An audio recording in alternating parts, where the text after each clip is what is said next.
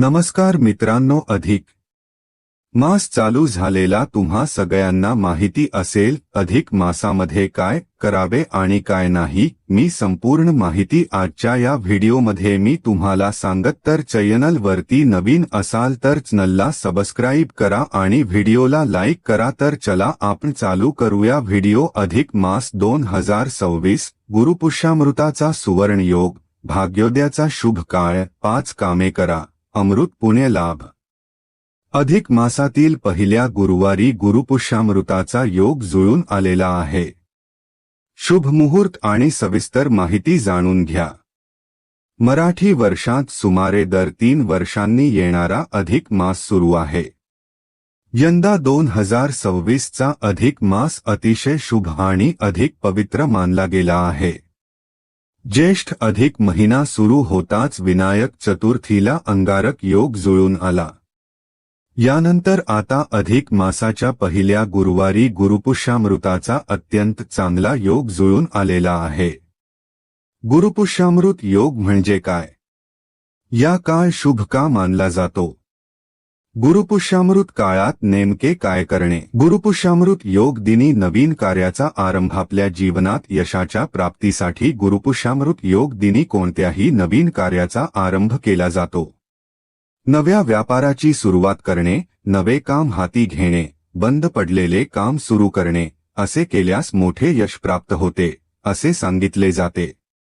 अन्य कोणत्याही कामांसाठी हा योग शुभ असला तरी या दिवशी विवाह करत नाहीत, कारण पुष्य नक्षत्र विवाहास वर्ज्य मानले आहे, असे सांगितले जाते. अधिक मास गुरुपुष्यामृत योगावर लक्ष्मी पूजन. गुरुपुष्यामृत योगात लक्ष्मी देवीचे विशेष पूजन केले जाते. या दिवशी केलेले लक्ष्मी पूजन अत्यंत शुभ आणि लाभदायक मानले जाते.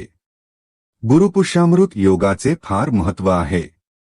या दिवशी हाती घेतलेल्या कामांमध्ये यश मिळवायचे असल्यास आपल्या कुलदेवतेची मनोभावे पूजा करणे शुभ फलदायक असते, असे सांगितले जाते.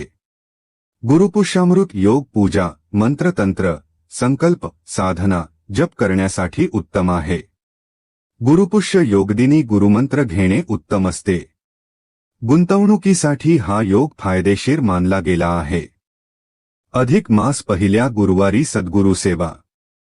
अधिक मासात केलेली उपासना अनेक पटींनी पुण्यकारक ठरते, असे म्हटले जाते. अधिक मासात पहिल्याच अधिक मास गुरुपुष्यामृत योगात नेमके काय करावे? गुरुपुष्यामृत योगात सोने, चांदी किंवा हिऱ्याचे दागिने खरेदी करा. त्यानंतर देवघरात ठेवा. गुरुपुष्यामृत योगामध्ये गुंतवणूक करणे शुभ मानले जाते. यावेळी तुम्ही सोन्यात किंवा पैशांमध्ये चांगल्या प्रकारे गुंतवणूक करू शकता. गुरुपुष्य योगामध्ये नवीन वाहन खरेदी करू शकतो. या कालावधीत नवीन घर खरेदी करता येते किंवा मग नवीन घराचे बांधकाम करू शकतो.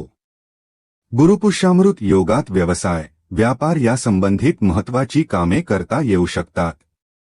अडकले पैसे परत मिळवण्याच्या योजनेवर काम करता येऊ शकते. गुरुवारी गुरुपुष्यामृत योग येणे ही गुरुसेवेची सुवर्ण संधी मानली गेली आहे.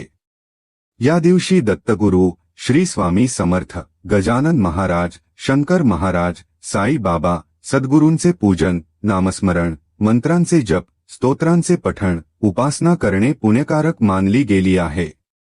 यामुळे चौफेर चौपट लाभ प्राप्त होऊ शकतील. गुरूंची कालातीत कृपा लाभू शकते. जी शक्य असेल ती सेवा आठवणीने करा. एक छोटी सेवाही गुरुपर्यंत पोहोचून त्याचे अनेक पटींनी मोठे फल प्राप्त होऊ शकते, असे म्हटले जात आहे. स्वामींचा तारक मंत्र अवश्य म्हणावा. शक्य असेल तर 11 वेळा पारायण करावे. शक्य असेल तर विष्णू सहस्रनाम, व्यंकटेश स्तोत्र म्हणावे. आपल्या कुलदेवतेची जी शक्य असेल ती उपासना करावी.